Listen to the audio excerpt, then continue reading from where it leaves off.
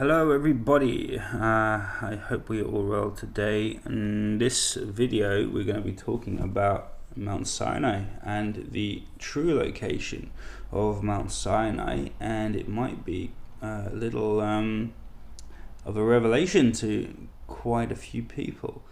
It's something, well, the actual identity of the mountain is something that everyone will know. We're going to take a look at a few snippets from this article. Again, it's found on this. It's Old World Mysteries. This is a very good resource, and there is quite. Again, we're going to go back to Ralph Ellis because he just seems to be the man, of the hour. And according to my knowledge, here, someone who's just consistently stood up to scrutiny and has done such august work in this area that it's hard to imagine why he's not more.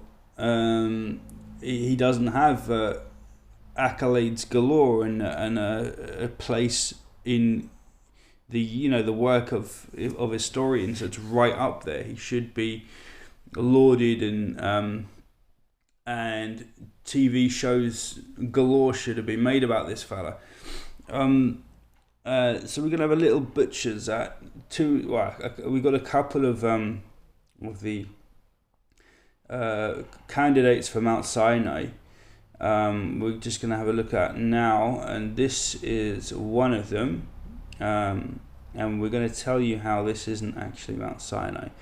And what we're going to have a look at is the descriptions of Mount Sinai that are given in a couple of ancient sources.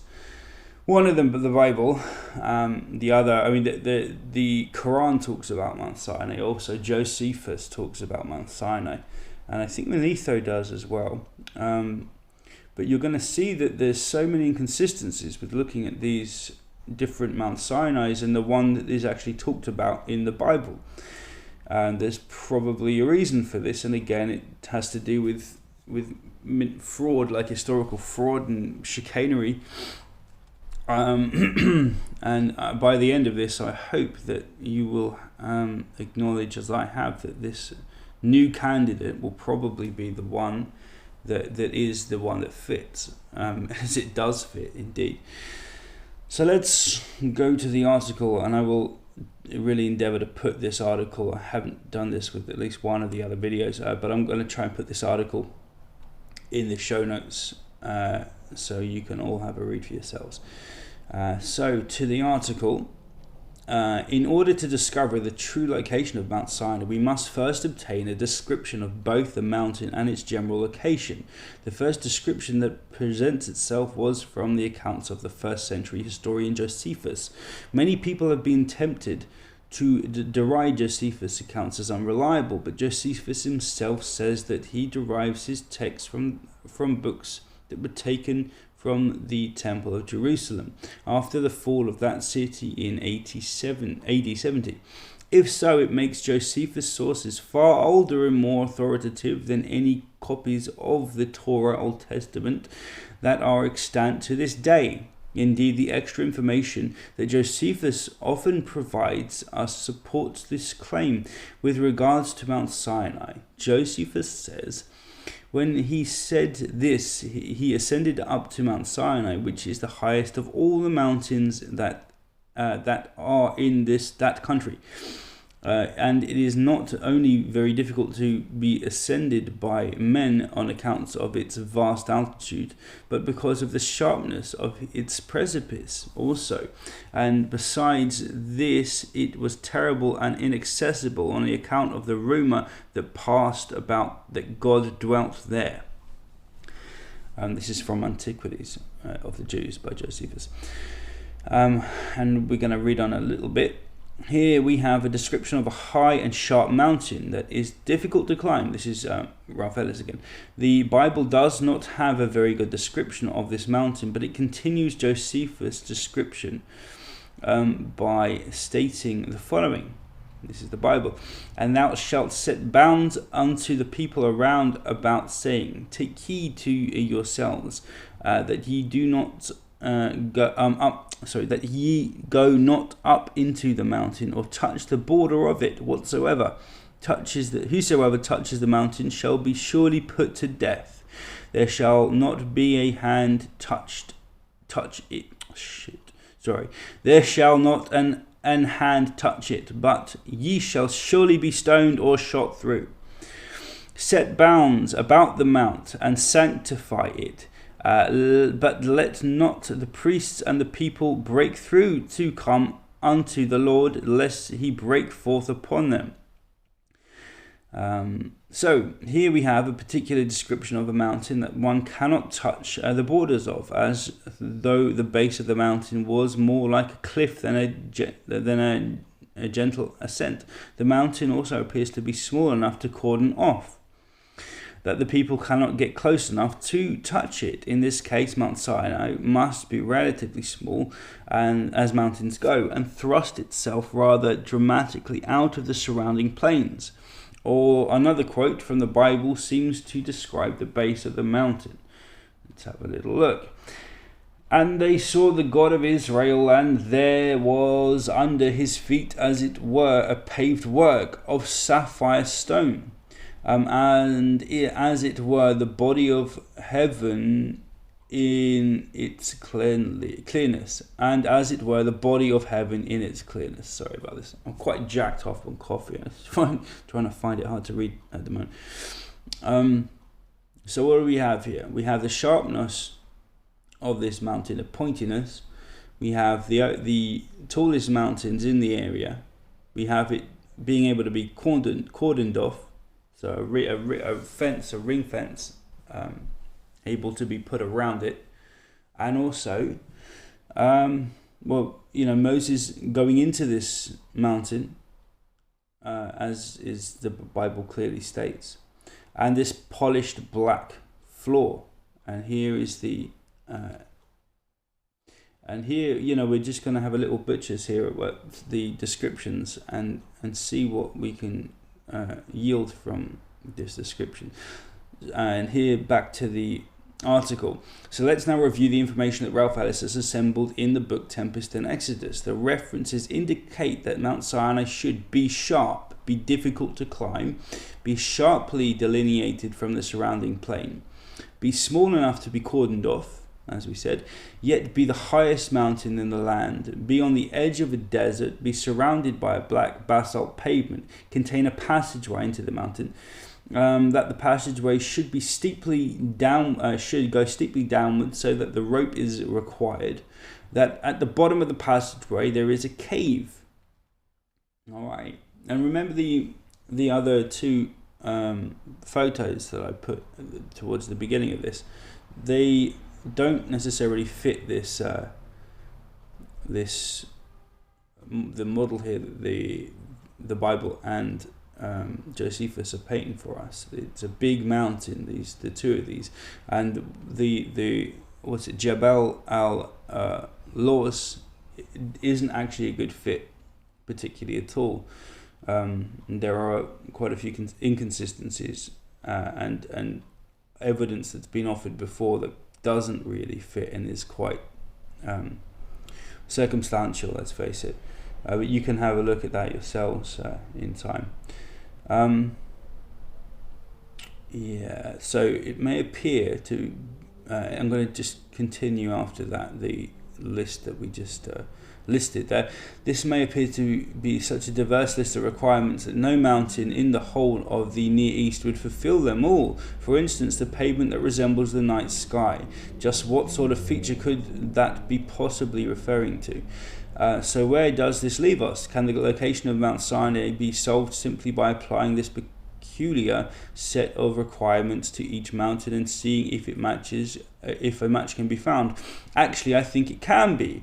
The answer requires not only a liberal dose of lateral thinking, it also eventually requires a massive leap of faith, for it would appear that the Bible contains deep secrets. And I'm going to continue in the article here, and I am pillaging a lot from this article, and I do apologize. I've actually gained the go-ahead from Ralph Ellis himself to talk about this and just ensure that I give him full props and attribution. So, Ralph, my dude, you are an awesome fella, and thank you so much for letting me do this. And please look at his work and buy his books because they're amazing. Okay, here we go from the article again. Take another look at the list of requirements that the real Mount Sinai must fulfill. While the description of a natural mountain would agree with very few of these points, the Great Pyramid of Giza fulfills each and every one of them. Yes! The Great Pyramid is both sharp and steep. It contains a steeply inclined passageway that terminates in a rough cavern. It resides on the edge of the desert. And here's, just to interlude quickly, that's another big deal. The first example of Mount Sinai, and the one that most people go with, is in the middle of the Sinai Peninsula, and is just, there's only mountains around it. And then sea. I think it's the Dead Sea, is it? The Dead Sea there? I think it. I should have done my research. I think it's the Dead Sea. Could be the Red Sea. It's one of them anyway. But there's just mountains and sea. It's not on the edge of any desert. The Great Pyramid is certainly both and deserts also suddenly from the apparent as mountains go. The Great Pyramid is rather small and easy to cordon off, and this is true. Yet it is also the tallest pyramid in Egypt, because Egypt is a desert, obviously. And here's the deal. Okay, it's man-made, but this is an important caveat. The Egyptians referred to the pyramids as mountains, and this is it comes down as a mistranslation as such, but we failed to, I think, realize in our times that this is how they talked about the pyramids. They referred to them as mountains. We're back to the article. Finally, the pavement that looks like the night sky corresponds perfectly with the great black basalt pavement that originally surrounded the Great Pyramid, and you can find this pavement still there in a kind of remnants of it are still there. It's very worn now through thousands of years of being, trod on. But anyway, remember the upper chamber in the pyramid would still have been concealed in this area. And this is another important point. Thus, the Bible makes no mention of it. All right. And I'm going to continue. The truth that lies below the surface of the Torah, Bible and Quran is that the Israelites people were a very influential faction in Lower Egypt during the 13th and 17th dynasties of Egypt. They were substantially Egyptianized people, and one of their main functions was the control and supervision of the religious ceremonies upon the Giza Plateau. So there is actually a lot of evidence, as we have gone into, that the Israelites, of course, were the Hyksos pharaohs, and the Hyksos were lived around this area completely. And we know that they had an interface with the pyramids themselves, and we're just about to go into that. The Israelites achieved this powerful position through the slaughter of the original supervisors of the Giza Plateau, a military campaign that is still preserved in the biblical account of the defeat of the troglodytes, Horim, by the patriarch Esau, the brother of Jacob, or Esau. The Bible is strangely silent on why the Israelites would want to slaughter a tribe of lowly troglodytes, but the fact that these cave dwellers were actually a very influential tribe who controlled access to the sacred chambers of the Giza pyramids makes the whole scenario much more comprehensible. With the defeat of the troglodytes, the Israelites had become the guardians of the Giza Plateau and the associated sacred chambers of the pyramids. This sacred Israelite mountain that held their all-powerful deity was called Sinai, the Great Pyramid. Although this may seem to be a rather radical interpretation of the biblical text, it is somewhat fortunate that this provocative new title for the Israelites, the Giza Guardians, can be verified from classical historical accounts. In the book Jesus Last of the Pharaohs, this is Ralph Ellis' first work on this series, I gave strong evidence that equated the Israelites directly with the Hyksos pharaohs of Lower Egypt. One of the translations of the term Hyksos, Hikakashut, is often given as being the kings of the mountainous countries, a term that, due to the lack of mountains in Egypt, is often retranslated as the king of, or as being the kings of the foreign lands, or foreign kings for short. But I believe this that there may be a small mistranslation here, and he's going to go into the mistranslation. If you want to read that, it is in the it's in the article, and in his book Tempest and Exodus. Thoroughly recommended, and he does really flesh this out, and it's very good scholarship, and he goes straight into the way that the hieroglyphs are translated, and we'll show you that this indeed makes a lot of sense. And to the end here, so let's just rush through this quickly to surmise, as a summary. Sorry, we have a very difficult time working out where Mount Sinai is. We have the descriptions of Mount Sinai, which are pretty clear, that the Quran, the Bible, and Josephus all reference, and they're quite specific, and they actually all fit the Giza Plateau and the pyramids, the Great Pyramid, the Pyramid of Khufu, I think it is. And we're going to finish off here with the article, at the end of the article, and the references are just here as well if you want to go and check them out. The determinative glyph in the title Hikai Kashut is the 3 hills glyph, which is often translated as foreign hills, or simply foreign, but the translation of this 3 hills glyph that makes much more sense is that it was actually a representation of the 3 hills of Giza, the 3 Giza pyramids. If this were the case, then there are 2 rather dynamic conclusions that can be drawn from this observation. The formal title of the Hyksos pharaohs would not have been kings of the mountains, but the kings of the Great Pyramids, or the Giza pyramids. And so both the Hyksos pharaohs and the Israelite patriarchs were known as the guardians of the Giza plateau. There is even, as this article states, in the Exodus, the Pharaoh Ahmose I, which is the Pharaoh of history, gives a lot of money, a lot of good stuff and gold and all this to the Israelites just before they depart, as they're kicked out essentially of Egypt after being very naughty people. This would translate as obviously as the bottom of Mount Sinai, but it would make much more sense that the Mount Sinai being talked about is actually the Great Pyramids. It's straight where it needs to be in history, right here in northern Egypt and on the Giza plateau.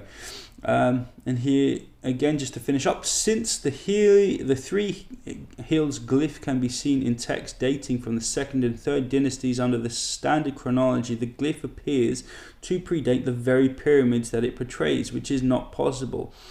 If it is accepted, this simple epigraphic observation overturns the whole chronology of Egypt, for the pyramids must predate the glyph that represents them. In this case, the Great Pyramids must have existed before the rise of dynastic Egyptian culture. Now, it's very interesting again. That leads to another whole set of questions that I am going to try and answer in this series. And I hope that made sense. The article will explain a lot of this in more detail. I just wanted to go over it quite quickly. And enjoy your day, ladies and gentlemen. Have fun, and I hope you enjoyed this video. Ciao, over and out. Take it easy. Goodbye. Nice one.